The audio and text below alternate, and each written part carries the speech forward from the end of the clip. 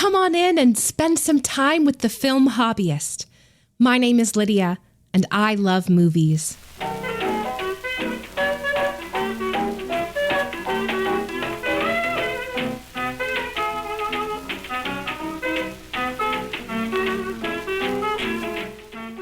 We're here in a nook of my attic room. Between us is a window facing the backyard. It's still incredibly cold out, but the sun is shining. Since my windows are south-facing and the trees are bare, we are absolutely baking under the glass, sweltering like it's the middle of July. I don't much appreciate it then, but I just about do now, when the alternative is shivering under several layers. I have a confession to make. There's a hole in my film watching history, a bare patch. And that would be the mid-1960s to the mid-1970s. This isn't to say I haven't watched films from this era, I certainly have, but I haven't watched many, and the ones that I have are either considered slight entries by most, or haven't given me much to talk about. I can see the look on your face. Yes, I'm aware that for many, this was the greatest era in film history. The Hollywood studio system collapsed, making way for real artistic triumph. Films for adults about the real world made by men of vision. This majestic land between the dream factory and the corporate takeover. It was the heyday of the auteur, when a director could bring his singular artistic vision to a project and see it through to the end. Coppola, Kubrick, Scorsese, The Graduate, Chinatown, Midnight Cowboy. And largely, I'm not interested. Again, I have seen some of these films that cinephiles and film buffs hold up as the pinnacle of the art. Someday when I'm feeling feisty, we can have a conversation about The Godfather and how it isn't a perfect film. But broadly, I avoid films from this era. I've spoken with you before about how I can't do bleak films or heavy films, how they weigh on me, affecting my quality of life and mental health. And most of these amazing films, the ones held up as pinnacles of achievement, they're bleak, cynical, and depressing. To be fair, this era was a particularly disruptive one in American history. The despair and cynicism come honestly. But I can't live there. Neither do I want to be a tourist. Since you started coming to visit, I thought it was time to fill this hole, to try and find films from this era that I want to talk about, which has actually proved more difficult than I initially realized. Most streaming services don't have a search category for classic films. If they do, it can be difficult to find anything made before 1980. Disney Plus really only has their classic animated Disney films. Amazon Prime hides old movies further down the page or lumps them under the add-on subscription of MGM Plus. HBO Max, thankfully, has the Turner Classic Movie Collection. But that will go away after Warner Brothers Discovery is split into a film entity and a TV entity, either when it's acquired by Netflix, or if that deal falls through, unless Paramount acquires it instead. Goodness gracious, I'm tired of corporate consolidation. You can find movies if you already know specifically what you want to watch. Ad-supported platforms like Pluto TV and Tubi often stream online without a subscription, but that whole experience is not the same as browsing. In this case, I don't know exactly what I'm looking for. Or perhaps I'm trying to make my way off the beaten path, away from Taxi Driver and One Flew Over the Cuckoo's Nest. I've spent time at the library as well, discovering that my local library is excellent at collecting recent independent film, but has a far more limited classic collection. And in all this hunting, online and in person, what I most discovered was an outsized representation of films starring Sidney Poitier. Poitier was a Bahamian American actor most known for his work in the 1960s, notable as the first black man to win an Oscar for Best Actor for 1963's Lilies of the Field, and the only one to win that award in the 20th century. He had amazing screen presence, a command of the camera that is impossible to deny. His first Oscar nomination was for 1958's The Defiant Ones, which he starred in alongside Tony Curtis. It's a little funny to watch today. That film is largely from Curtis's perspective, with Poitier as the figure of suspicion, because he's black. And it's remarkable how confusing it is for the film to assume its audience will care more about Curtis than Poitier, when Poitier absolutely commands the camera in every single scene. Poitier was an incredibly important figure for civil rights and film, not just because of his Oscar win, but for how he helped change the perception of African Americans, moving away from subservient or comical portrayals to characters of dignity and respect. But today, more than 50 years later, his legacy is a little more complicated. It's hard to deny that while he commanded respect with confidence in his portrayals, he also represented a kind of blackness that was more comfortable to white America. Soft-spoken, polite, dignified, dare I say, articulate? Take 1967's Guess Who's Coming to Dinner, about the small uproar in a fairly progressive family when their white daughter brings home her boyfriend, and he's black. For the film to work, for the audience to fully join the father on his journey, the boyfriend, Paul, has to be utterly wonderful, except for his skin color. That way, the father is most challenged in his prejudices. But this means that a lot of black culture, which is warmer and more free-flowing than the dynamic between Spencer Tracy and Katharine Hepburn, isn't really present here. Sidney Poitier is everything white, upper-middle-class parents would want for their daughter. Now, none of that is Poitier's fault. In the first case, Poitier lived in the Bahamas until he was 15. A Bahamian accent is literally more soft-spoken than an American one.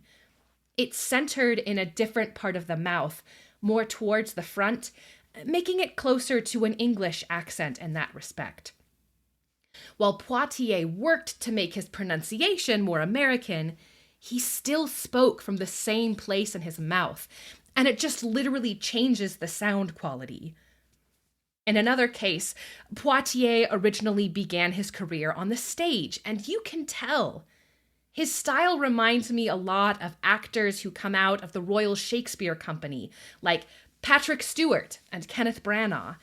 There's a more upright carriage in that kind of acting style. As for the actual characters, Poitier was very aware of the limit to them. In a 1967 interview, he confessed that he'd actually love to play villains, but he knew it was important for white Americans to see black people represented positively as much as possible. And I think he's not wrong.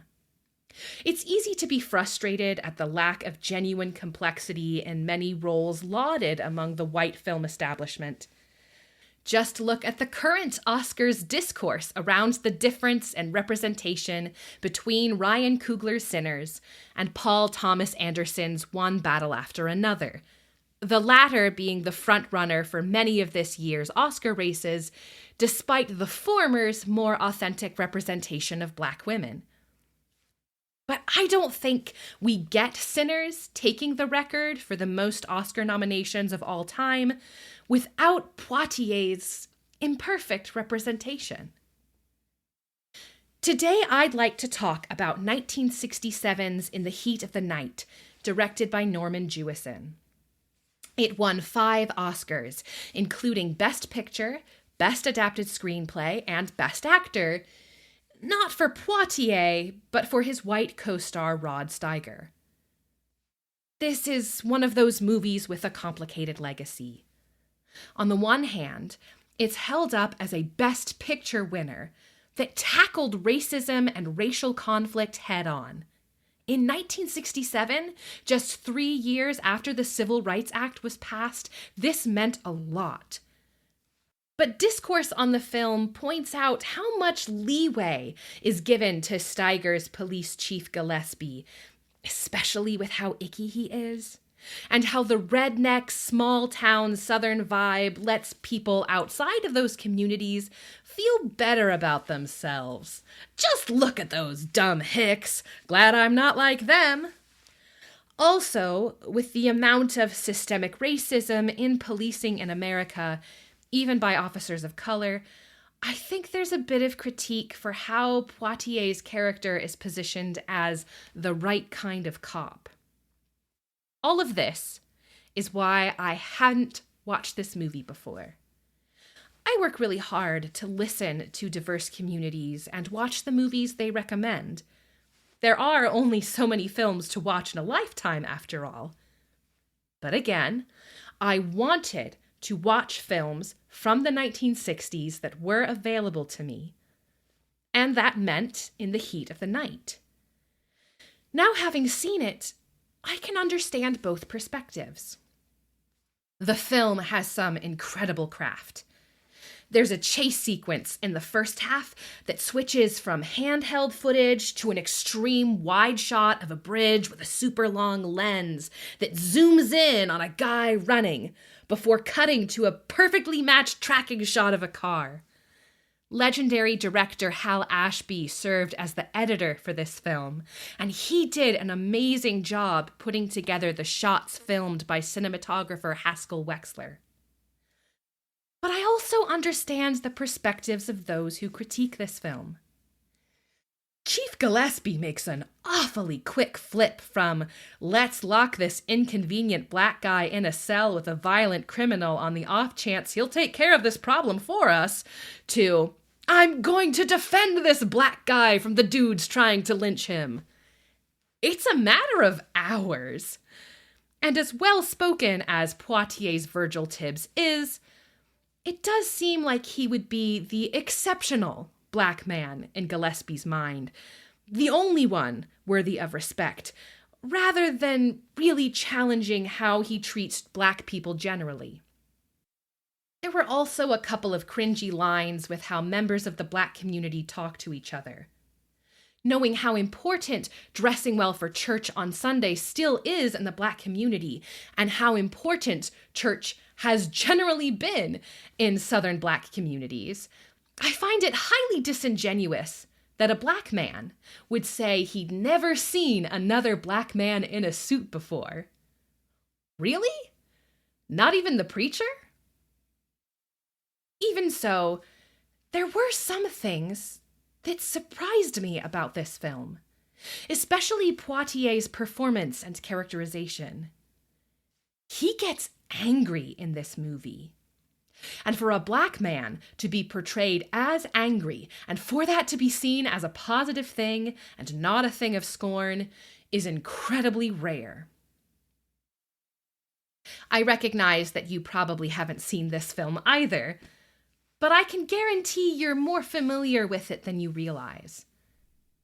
What's important for you to know is that this film is a police procedural murder mystery set in the small town of Sparta, Mississippi, right on the border of Arkansas. One hot summer night, while driving out on patrol, a local cop stumbles on the dead body of a Chicago industrialist in town to help build a new factory. His wallet is missing. Police Chief Bill Gillespie helps set up the crime scene and sends this officer out to scour the town to look for any hitchhikers who might be around. At the local train depot, he finds something surprising. A black man sitting and waiting on a bench at 3 a.m., his wallet full of cash. That's all the evidence he needs. He pulls his gun, arrests the man, and drives him over to the police station for his chief to inspect. The man, Virgil Tibbs, explains that the cash was his money from his weekly salary. When Gillespie questions what kind of job would give this man that kind of money, he answers truthfully, "I'm a police officer." Not just any police officer, but a top Philadelphia homicide detective, just passing through after a visit to his mother, heading home on the 4 a.m. train.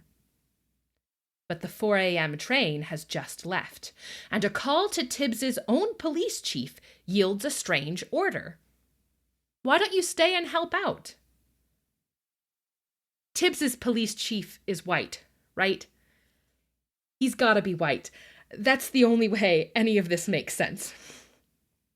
So Tibbs must stay and help a bunch of inept, racist cops do their jobs.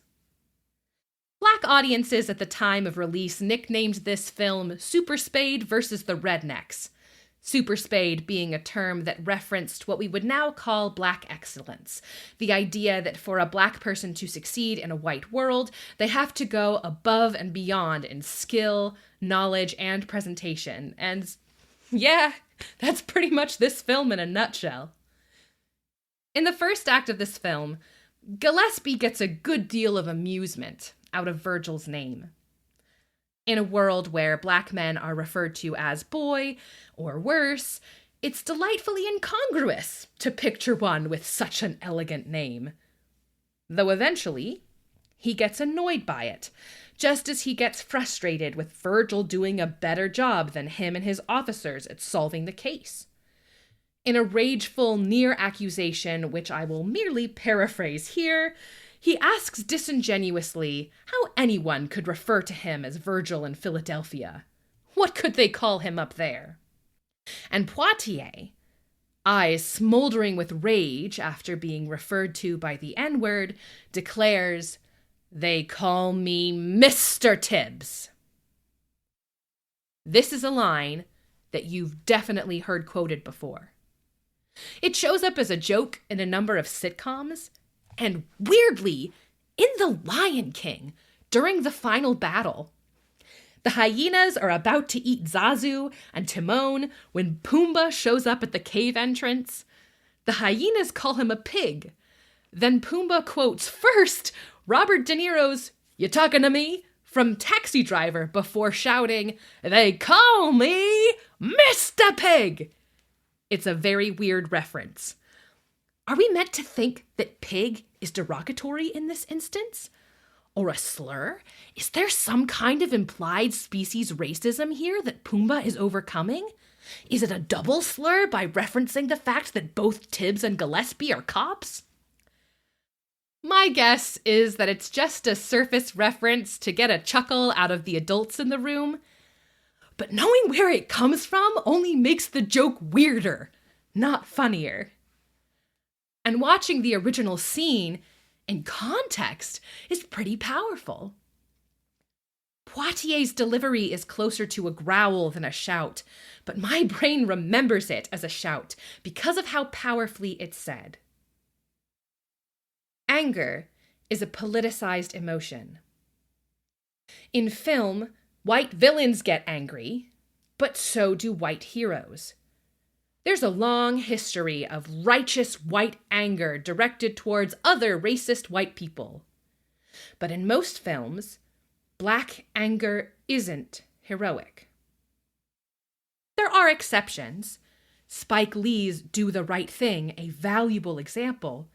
But that film's portrayal of black anger lost it the Oscar to the placid portrayal of racism in Driving Miss Daisy. And many producers thought it would induce riots if black people watched it. Black anger is usually a sign of villainy, proof that the character is the wrong kind of black person. or it's relished as a kind of cathartic vengeance, as in blaxploitation.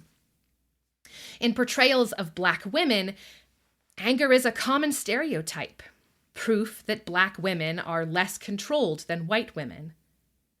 The biggest critique against this year's Oscar frontrunner, One Battle After Another, is its portrayal of Black women as angry, violent, sexy objects to be desired and pursued by white men.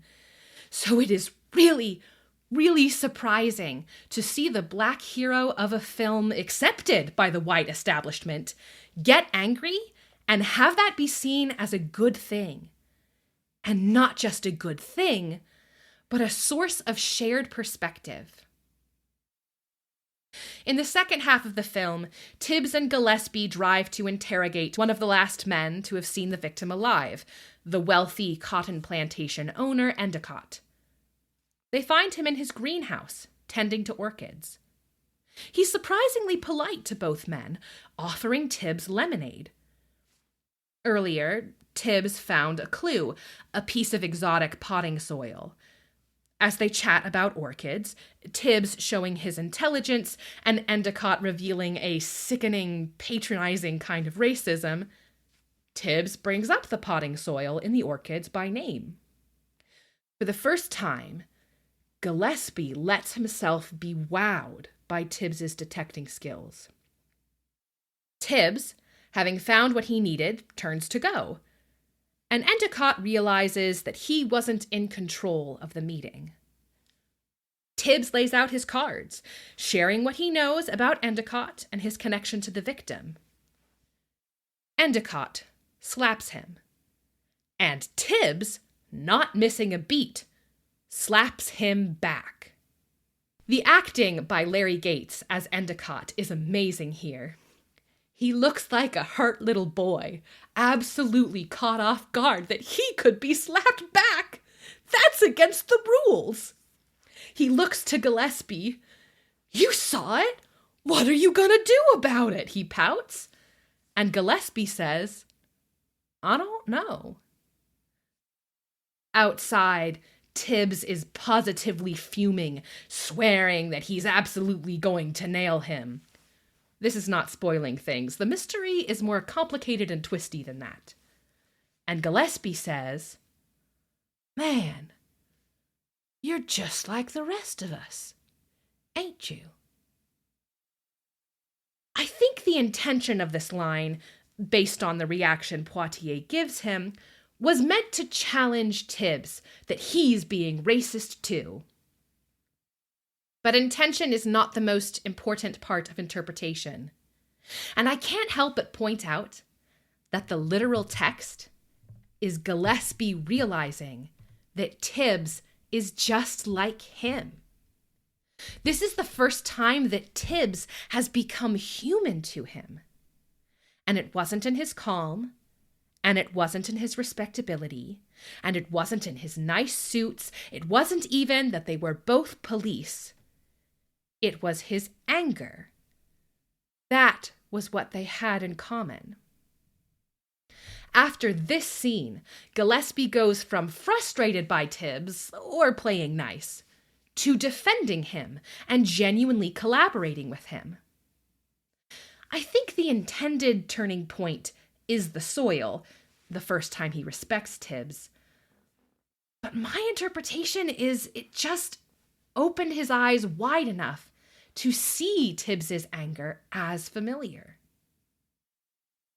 We don't think of anger as unifying. And yes, it can be a terrible, ugly thing, an unthinking impulse to lash out. But anger does have a place. I like the way Pixar's Inside Out describes it. Anger tells us what we think is important. It is good to be angry at injustice. It is good to be angry when the world is out of joint. And I think there is something challenging, in a good way, about the use of anger in this film. Full humans have all the emotions. A full human isn't polite and nice all the time, Neither is a full human just a ball of wrath. Humans are both. They are capable of both.